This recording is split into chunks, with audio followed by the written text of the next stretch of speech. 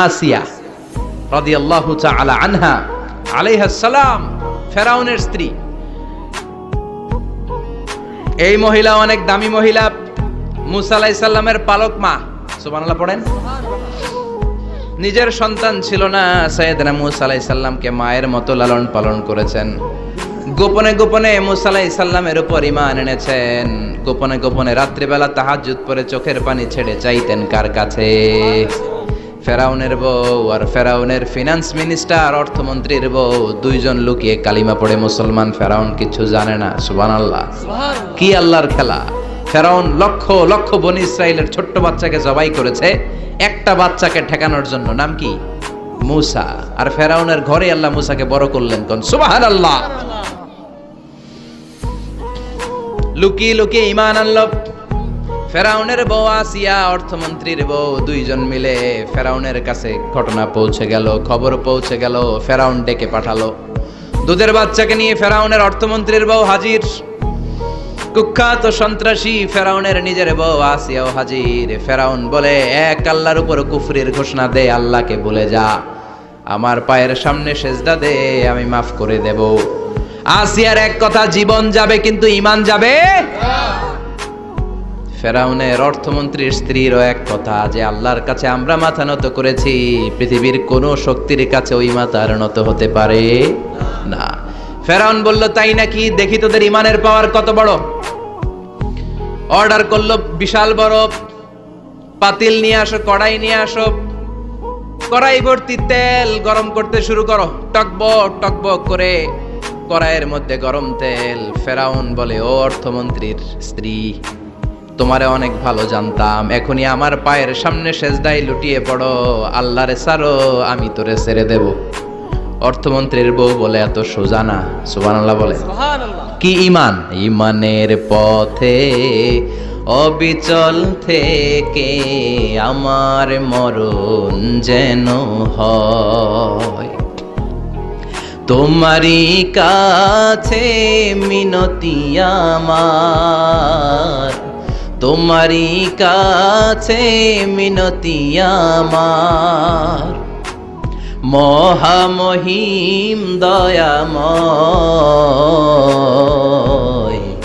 ঈমানের পথে অবিচল থেকে আমার মরণ যেন হয়। পড়েন আমিন। আবার পড়েন আমিন। এক কথা, আল্লাহর সামনে মাথা নত করেছি, কারো সামনে করব না। ফেরাউন অর্ডার দিল, এই মহিলার দুধের বাচ্চাটারে টান দিয়ে আন, টকবক তেলের মধ্যে, কড়াইয়ের মধ্যে গরম তেলের মধ্যে ছেড়ে দে। মায়ের চোখের সামনে দুধের বাচ্চাকে গরম তেলের মধ্যে ছাড়ে। হিসাবটা কি সহজ নাকি? কথা বলেন। চিৎকার দিয়ে মা কেঁদে ওঠে, ছেড়ে দাও। ফেরাউনের নির্দয় অন্তরে দয়া হয় না। দুধের বাচ্চাটারে তেলের মধ্যে ছেড়ে দেওয়ার পরে মুহূর্তের মধ্যে ছেলেটা রোস্ট হয়ে যায়। কিন্তু ছেলেটা হাত উঁচু করে ডেকে বলে, মা ভয় পেও না, তোমরা দেখো টকবগে কড়াইয়ের ভেতরে তেল, আসলে মা এটা আগুন না, এটা জান্নাতের বাগান। ও মা, ফেরাউনের দিকে তাকাস না রে মা, আমার মতো দৌড় দিয়ে তেলের মধ্যে ঝাঁপ দে। আল্লাহু আকবার। ফেরাউনের অর্থমন্ত্রীর বউয়ের ঈমান দ্বিগুণ হয়ে যায়, 3 গুণ হয়ে যায়। সে বলে, ফেরাউন, গোটা পৃথিবীটারে এক পাশে করতে পারবি, কিন্তু আমার মাথাটা তোর পায়ের সামনে নোয়াতে পারবি? ফেরাউনের অর্থমন্ত্রীর ওই স্ত্রীকে বাচ্চার পরে ওই তেলের মধ্যে ঢেলে দেওয়া হলো। ওই মহিলাটাও রোস্ট হয়ে যায়। বাকি রইল ফেরাউনের বউ আসিয়া। কি নাম? আসিয়া কিন্তু দৃশ্যটা দেখেছে, চাক্ষুষ মৃত্যু দেখেছে দুইজনের। ফেরাউন বলে, আসিয়া, কত অন্তরঙ্গ সম্পর্ক আমাদের, আজীবন কত ভালোবাসা ছিল, কত খুনসুটি ছিল, কিন্তু আমার পায়ের মধ্যে সেজদা দিয়ে প্রমাণ কর তুই আমারে ভালোবাসিস। আসিয়ারও একই কথা, জীবন দিব কিন্তু ঈমান দিব না। ফেরাউন বলল, তোকেও আমি ছাড়বো না, তোকে আমি উলঙ্গ করব। হাজার হাজার মানুষের সামনে আসিয়ার কাপড় টেনে নেওয়া হলো, তক্তার মধ্যে শুইয়ে তক্তার মধ্যে হাতে পায়ে পেরেক মারা হলো।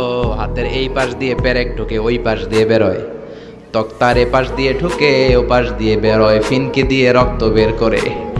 আসিয়া সহ্য করতে না পেরে ডেকে বলে, আল্লাহ, ফেরাউন থেকে তুমি আমারে বাঁচাও।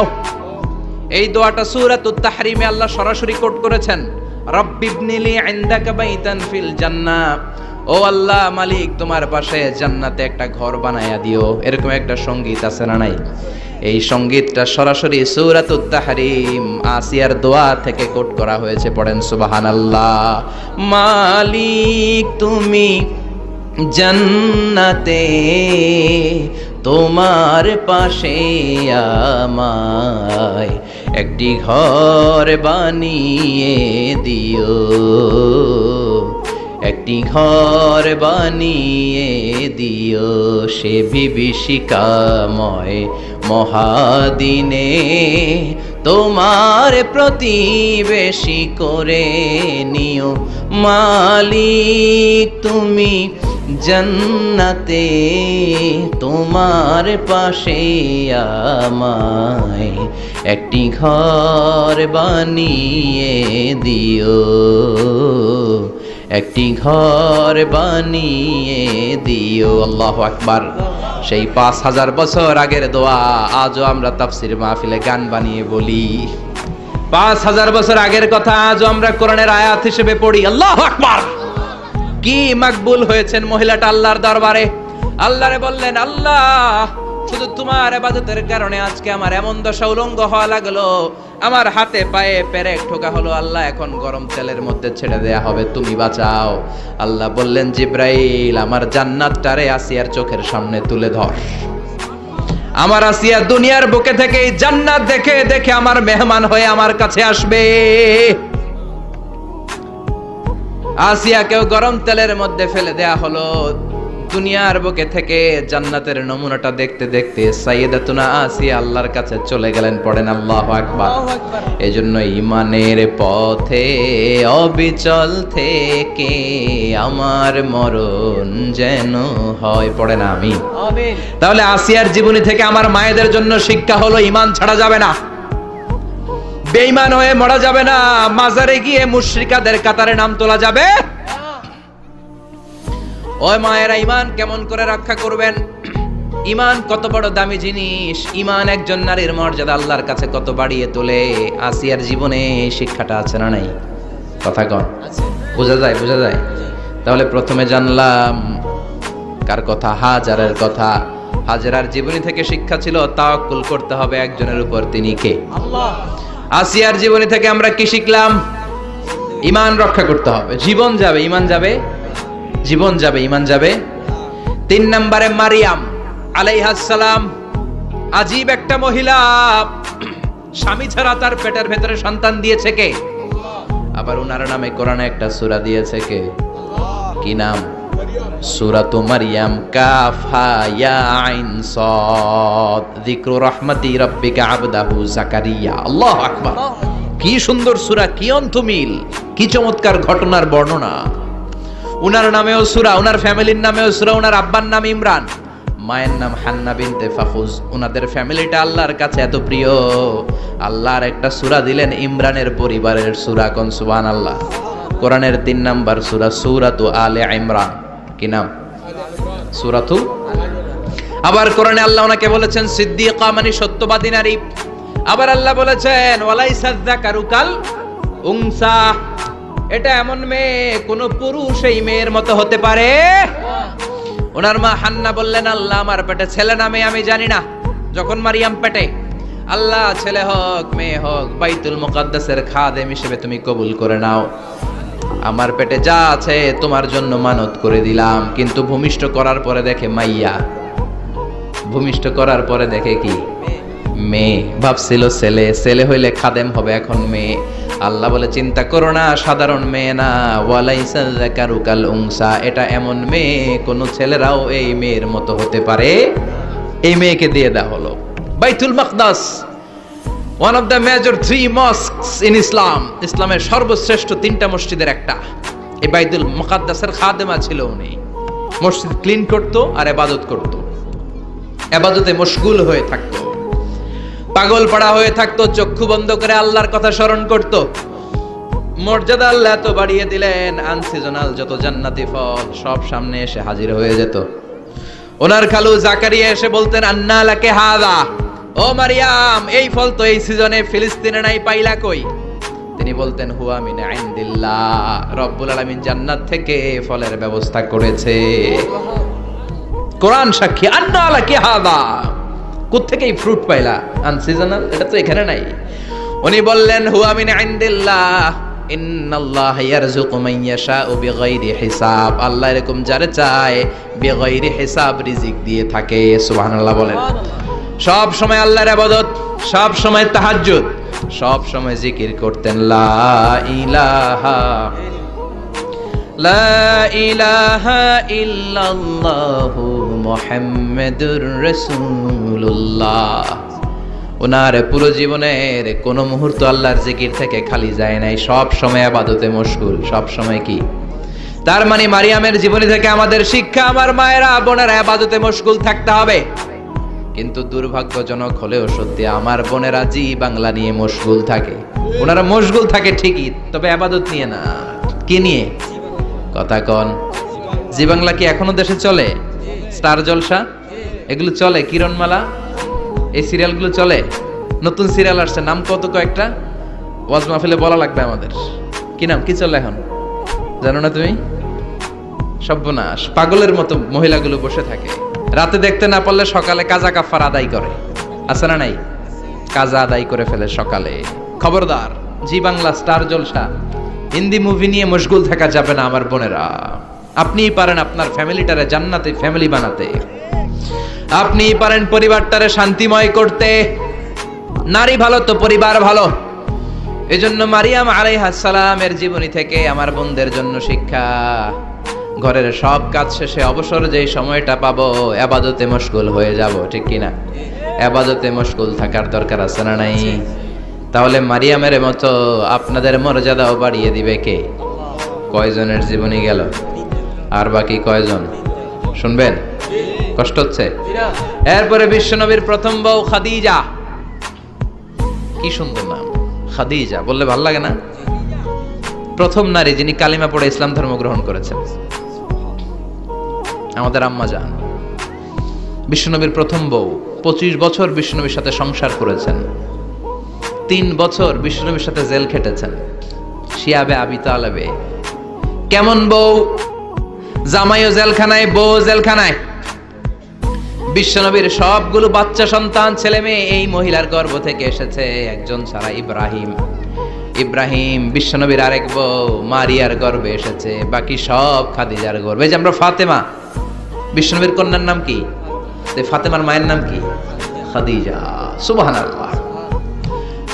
ফাতেমা, রুকাইয়া, উম্মে কুলসুম, জায়নাব, এই 4 জনের মাই খাদিজা। আবার আব্দুল্লাহ, কাসেম, এদের মায়ের নামও খাদিজা। বিশ্বনবীর সব সন্তান এসেছে খাদিজার পেট থেকে। বরকত বেশি না কম? বিশ্বনবী ভয় পেলে খাদিজার কাছে গেলে ভয় কেটে যেত, সাহস যোগাতেন, শেল্টার দিতেন, ছাতার মতো মাথার উপরে দাঁড়িয়ে থাকতেন। আল্লাহু আকবার। বিশ্বনবী বলতেন রুজিকতু হুব্বাহা, খাদিজার ভালোবাসা আমার অন্তরে আল্লাহ রিজিক হিসেবে দিয়েছে। আবার বিশ্বনবী বলতেন আল্লাহ যেই কিয়ামতের দিন বন্ধু বন্ধুরে চিনবে না, ভাই ভাইরে চিনবে না, কেউ কাউরে চিনবে না, ওই কঠিন দিনে আমি আমার খাদিজারে যেন ভুলে না যাই, আমার খাদিজারে যেন দেখা মাত্রই চিনতে পারি এটা আমার খাদিজা। খাদিজাকে নিয়ে মা আয়েশা একদিন একটা কটু কথা বলেছিল। ও নবী, কবে আপনার এই বুড়ি মহিলা, বুড়ি বউ খাদিজা ইন্তেকাল করেছে, তারপরে কত সুন্দরী সুন্দরী বউ আমরা এসেছি, আমগরে ভালো লাগে না? খালি বুড়ির কথা কন কেন? খালি ওই বুড়ির কথা স্মরণ করেন। আমরা আছি, আমাদের দিকে তাকান, আমরা কত সুন্দরী, আমরা কত ভালো। বিশ্বনবী রেগে গেলেন, মা আয়েশাকে এইভাবে ধরলেন। জীবনে কোনোদিন কোনো স্ত্রীর গায়ে হাত তোলে নাই, শুধু ওই দিন মা আয়েশাকে এইভাবে ধরেছিলেন আর বলেছিলেন, আয়েশা খবরদার, জীবনে এই কথা বলবা না। আমার খাদিজা আমার বিপদের দিনের সঙ্গিনী, তোমরা আমার সুখের দিনের সঙ্গিনী। তোমরা কেউ আমার সাথে জেল খাটো নাই, খাদিজা আমার সাথে জেল খেটেছে 3 বছর। কয় বছর? খাদিজা যখন ইন্তেকাল করলো, বিশ্বনবী কবর দিলেন, দোয়া করলেন আর কাঁদলেন। সাহাবারা দোয়া শেষে চলে যায়। আবু বকর বললেন, নবী কবর দেয়া হলো, খাদিজাকে দোয়া করা হলো, এবার চলেন। বিশ্বনবী তবুও যান না। বিশ্বনবী বললেন, আবু বকর তোমার মনে চাই তুমি ঘরে ফিরে যাও, আমি যাব না, আমি দাঁড়িয়ে থাকবো। খাদিজার কবরের 3টা প্রশ্নের জবাব আমি বিশ্বনবী দিয়ে তারপরে ঘরে ফিরে যাব। সাইয়েদনা জিবরাইল এসে বললেন, নবী আর কান্না করবেন না, আর দাঁড়িয়ে থাকবেন না, আর বায়না ধরবেন না, বন্ধুর সাথে চলে যান। খাদিজার কবরের 3টা প্রশ্নের জবাব নিয়ে আপনার টেনশনের দরকার নাই। টেনশন কার? আপনি তাড়াতাড়ি চলে যান।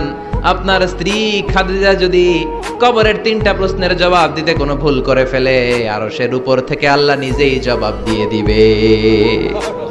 আল্লাহু আকবার! কি মহিলা ছিল! বিশ্বনবীকে সবসময় আগলে রেখেছে, শেল্টার দিয়েছে। প্রতিভক্ত ছিল। খাবার নিয়ে বিশ্বনবীর জন্য এদিক সেদিক যেতেন। বিশ্বনবী না আসলে খেতেন না। বিশ্বনবীকে কলিজার চাইতো বেশি ভালোবাসতো। পতি যা বলবে তাই শুনতো। ও মায়েরা, খাদিজাতুল কুবরার জীবনী থেকে আপনাদের জন্য শিক্ষা হলো পতিভক্তি। কি ভক্তি? এখন পতিভক্তি নাই, আমরা করি নারী ভক্তি। এখন নারী নির্যাতন কমে গেছে বাংলাদেশে, বেড়ে গেছে পুরুষ নির্যাতন। কথা কন।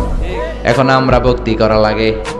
আমরা ভক্তি না করলে ঘরে খাওয়ান নাই, এরকম ঝামেলা আছে না নাই? কথা বলেন। আপনাদের নাগাইশের মহিলারা অনেক ভদ্র। নাগাইশের মহিলারা নিশ্চয়ই পতিকে অনেক ভক্তি করে। মায়েরা, বোনেরা, আপনার স্বামী যদি আপনার উপরে নাখোশ থাকে, আপনার ইবাদত আপনাকে বাঁচাতে পারবে না। বিশ্বনবী ফাতেমাকে বললেন, ফাতেমা তুমি বিশ্বনবীর মেয়ে হতে পারো, কিন্তু আলী যদি তোমার উপরে নাখোশ থাকে, তোমার সব শেষ, সব শেষ। আবার বিশ্বনবী বললেন, আমি যদি এক আল্লাহ ছাড়া কারো সামনে মাথাটা নত করার বিধান দিতাম, এক আল্লাহ ছাড়া যদি কাউকে সেজদা করতে আমি বলতাম, আমি দুনিয়ার সব নারীদের বলতাম স্বামীর পায়ে সেজদা দিয়ে পড়ে থাকো। কি সম্মান আল্লাহ দিলেন স্বামীকে! আপনার জান্নাত আপনার স্বামীর ভেতরেই। স্বামীকে সন্তুষ্ট করেন, স্বামীর আনুগত্য করেন, দেখবেন ফ্যামিলিটা সুন্দর হবে। আর স্বামীরা স্ত্রীদেরকে ভালোবাসেন, স্ত্রীদেরকে ভালোবাসার গল্প শোনাবেন, দামি দামি শাড়ি কিনে দিবেন, তারপরে রাত্রিবেলা গান শোনাবেন। আধরাতে যদি ঘুম ভেঙে যায়, মনে পড়ে মোরে প্রিয়, চাঁদ হয়ে রব আকাশের গায়ে, বাতায়ন খুলে দিও। এই গানগুলো শুধু বউয়ের গান, শালীর গান না, বাবির জন্য না, চাচাতো বোনের জন্য না। উল্টা পাল্টা জায়গায় করলে গুনাহ আছে না নাই? স্ত্রীর সাথে প্রেম নিবেদন করেন, ভালোবাসা নিবেদন করেন, সংসারটারে শান্তিপূর্ণ করে দিবে কে? তার মানে খাদিজাতুল কুবরার জীবনী থেকে শিক্ষা কি? বললা গেছি কি শিক্ষা? পতিভক্তি। কি ভক্তি? স্বামীকে ভক্তি করা লাগবে, তা না হলে জান্নাত নাই। এরপরে বিশ্বনবীর একমাত্র কুমারী বউ নাম কি? আয়েশা। বিশ্বনবী বললেন, উরিতুকি ফিল মানামি সালাসা লায়াল। আয়েশা, বিয়ের আগে তোরে কিন্তু আমি 3বার স্বপ্নে দেখছিলাম। সুবহানাল্লাহ কইবেন না? বড্ড খুশি হয়ে গেলেন আয়েশা। এরপরে বললেন, 3বার স্বপ্ন দেখার পরে তোমার ব্যাপারে মনের মধ্যে কেমন কেমন যেন ভালো লাগে।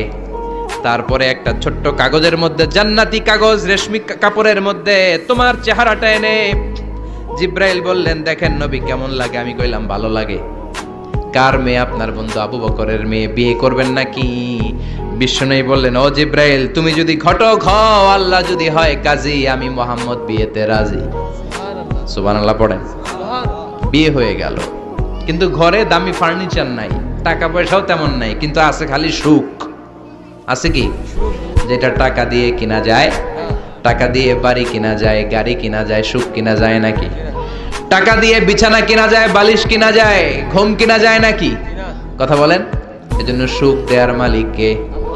দোকানে সুখ পাওয়া যায়, নাকাইশ বাজারে তো সুখ বেচে না? বেচতে নিয়ে যাইতাম আজকে গাড়িতে করে। সুখ বেচে? কথা কন। সুখ পাওয়া যায় না। সুখ দেয়ার মালিক একজন, তিনি কে? মা আয়েশা একমাত্র কুমারী বউ। আদর করে তিনি ডাকতেন হুমায়রা, আবার মাঝে মাঝে ডাকতেন ইয়া আইশু। আয়েশা না, আয়েশু, সংক্ষেপ। এত ভালোবাসতেন মা আয়েশাকে। মা আয়েশা গ্লাসের যেই জায়গা দিয়ে পানি খেতেন, বিশ্বনবী ওই জায়গায় মুখ লাগিয়ে পানি খেত। মা আয়েশা গোশতকে হাড্ডি ফেলে দিলে বিশ্বনবী ওই হাড্ডিটা নিয়ে চষতে শুরু করে দিত। সুবহানাল্লাহ।